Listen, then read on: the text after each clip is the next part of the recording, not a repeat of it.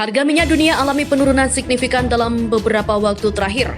Dari 120 US dollar per barel, kini merosot ke level di bawah 80 US dollar per barel. Apakah harga bahan bakar minyak atau BBM, Pertalite dan solar bisa turun?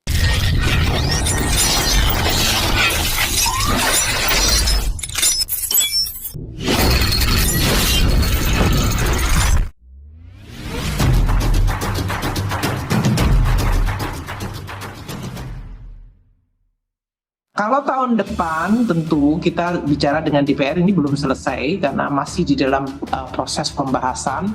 Kita bicara mengenai salah satunya tentu subsidi.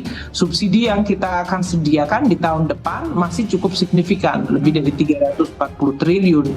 Dan itu berasumsi bahwa harga minyak akan ada di kisaran sekitar 90 dolar.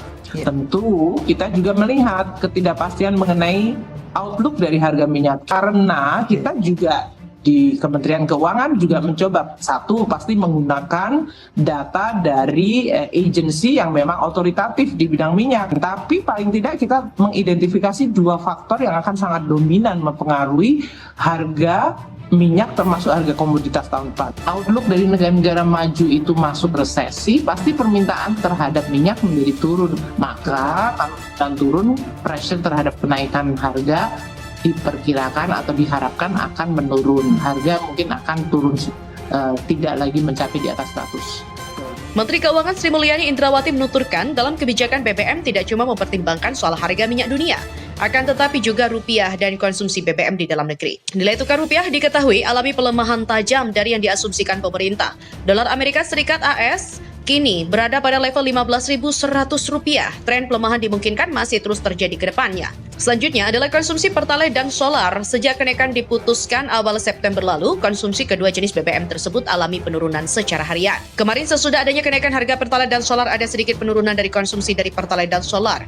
Alasan kenaikan harga BBM kala itu disampaikan adalah tidak kuatnya APBN membayar hingga 700 triliun atau di atas anggaran yang sudah disediakan sebelumnya, yaitu 502 triliun. Setelah adanya kenaikan harga, besaran subsidi BBM diperkirakan masih tinggi, yaitu 650 triliun. Sri Mulyani ke depan juga masih melihat perkembangan untuk memastikan besaran subsidi yang harus dibayarkan. Untuk basis pembayaran subsidi kompensasi akan mencakup beberapa jumlah konsumsi Pertalite dan solar dan beberapa nilai ICP yang digunakan rata-rata selama 1 tahun dan juga kurs selama 1 tahun. Menteri Keuangan Sri Mulyani Indrawati dalam beberapa waktu belakangan kerap mengungkapkan kabar buruk dari situasi ekonomi global yang terkadang bikin bulu kuduk berdiri.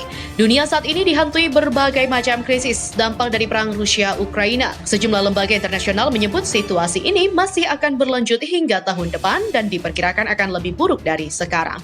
Namun, Sri Mulyani tidak selalu membawa kabur dan juga membawa kabar buruk. Mantan Direktur Pelaksana Bank Dunia itu melalui akun media sosialnya membagikan kabar yang cukup membuat hati terasa lega. Saat dunia kacau, perekonomian nasional masih mampu menunjukkan tren positif. Sri Mulyani mengatakan kinerja perekonomian nasional hingga paruh pertama tahun 2022 masih menunjukkan tren positif. Pertumbuhan ekonomi mencapai 5,44%, indikator dini ekonomi Indonesia hingga Agustus 2022 masih menunjukkan keberlanjutan tren pemulihan meskipun beberapa resiko tetap terus diwaspadai. Bahkan ekspor pada bulan Agustus 2022 kemarin tercatat 27,91 miliar US dollar.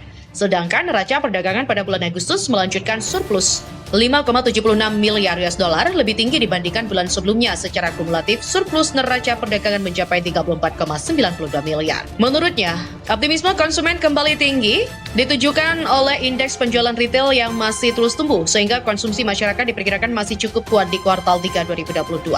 Konsumsi listrik dari kegiatan bisnis dan industri serta PMI manufaktur juga masih menunjukkan peningkatan. Hari ini, di mana hal ini juga mendorong optimisme bahwa pertumbuhan ekonomi Indonesia pada kuartal 3 2022 akan menguat dibanding kuartal 2 2022. Dukungan kebijakan suku bunga oleh Bank Indonesia juga menjadi upaya untuk menurunkan ekspektasi inflasi ke depannya. Sri Mulyani menambahkan, Kementerian Keuangan akan tetap dan terus menjaga APBN pada semester 2 2022. Dukungan belanja APBN diharapkan semakin optimal, terutama melalui anggaran Perlinsos, termasuk penyaluran bansos tambahan BLT BBM dan juga bantuan subsidi upah. Dengan kinerja positif pendapatan hingga saat ini, pemerintah juga berupaya mengurangi defisit APBN 2022, sehingga realisasi defisit di akhir tahun diperkirakan jauh lebih rendah dari 4,50% PDB. Perpres nomor 98 tahun 2022. Inilah komitmen pemerintah dalam menggunakan APBN untuk terus melindungi masyarakat, perekonomian, dan sekaligus melindungi APBN agar Indonesia terjaga secara seimbang. Ekonomi global diwarnai resiko resesi yang akan melanda pada 2023. Resesi ini dipicu oleh pengetatan moneter oleh banyak bank sentral, serta dampak berlarut-larut dari perang dunia Ukraina dan Rusia hingga kebijakan zero COVID di China. Menteri Keuangan Sri Mulyani mengungkapkan, resesi ini dipicu oleh inflasi yang tinggi akibat melesatnya harga pangan dan energi di sejumlah negara, khususnya Eropa dan AS. Inflasi tinggi memicu bank sentral di negara maju menaikkan suku bunga dan mengetatkan likuiditas. Ia juga menegaskan kebijakan itu akan berdampak bagi pertumbuhan ekonomi dunia, bahkan negara berkembang pun ikut merasakan efeknya. Jika bank sentral di seluruh dunia meningkatkan suku bunga cukup ekstrim dan bersama-sama, dunia mengalami resesi di 2023, ujarnya. Kenaikan suku bunga bank sentral di negara maju juga cukup cepat dan ekstrim dan juga memukul pertumbuhan negara-negara itu.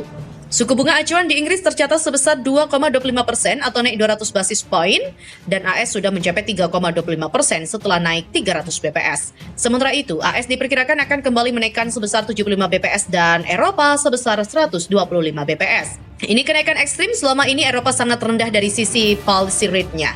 Pada kuartal 2, Sri Mulyani melihat pertumbuhan ekonomi China, AS, Jerman, dan Inggris sudah mengalami koreksi. Dia melihat kondisi ini kemungkinan akan berlanjut di kuartal 3 dan sampai akhir tahun.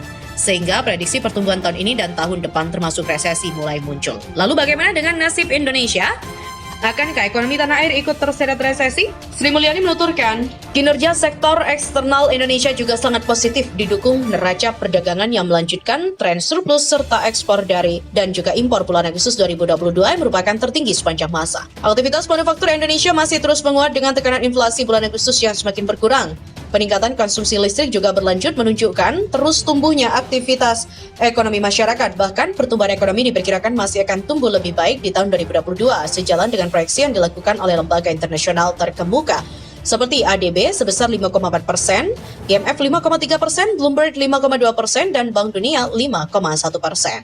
Ini tentu karena kinerja dari pertumbuhan ekonomi Indonesia di kuartal kedua yang cukup tinggi dan saat ini sampai kuartal ketiga juga menunjukkan aktivitas yang masih sangat cukup kuat. Bahkan kinerja manufaktur Indonesia tercatat dan juga mencatat ekspansi di tengah tren pelemahan manufaktur di negara-negara besar seperti Eropa, China, Amerika Serikat. Kondisi ini tercermin dari Purchasing Managers Index per Agustus 2022. PMI Manufaktur Indonesia bulan Agustus 2022 tercatat sebesar 51,7 atau meningkat dari bulan lalu sebesar 51,3. Sri Mulyani mengungkapkan dari negara-negara ASEAN 5 dan G20 hanya 24% negara-negara di dunia yang PMI-nya masih mengalami akselerasi yaitu Thailand, Rusia, Vietnam, dan Indonesia. Sementara itu 40% negara-negara maju sudah mengalami kontraksi yakni Eropa, Tiongkok, Jerman, Italia, Inggris, dan juga Turki. Namun kondisi global jauh berbeda dari posisi Indonesia, oleh karena itu dia berharap semua pihak mewaspadai kondisi ini. Dari sisi fiskal, ia mengatakan surplus APBN Agustus kembali meningkat ditopang kinerja pendapatan yang baik dan belanja yang tumbuh positif. Pendapatan negara, kata Sri Mulyani, melanjutkan kerja yang baik didukung semua komponen pendapatan yang tetap tumbuh tinggi. Hingga Agustus 2022, pendapatan negara tercapai 1.764,4 triliun atau 77,9% dari pagu, tumbuh 49,8% year on year. Secara nominal, realisasi komponen pendapatan negara yang bersumber dari penerimaan perpajakan mencapai 1.171,8 triliun, penerimaan bea cukai 206,2 triliun, serta penerimaan negara bukan pajak atau PNBP 386,0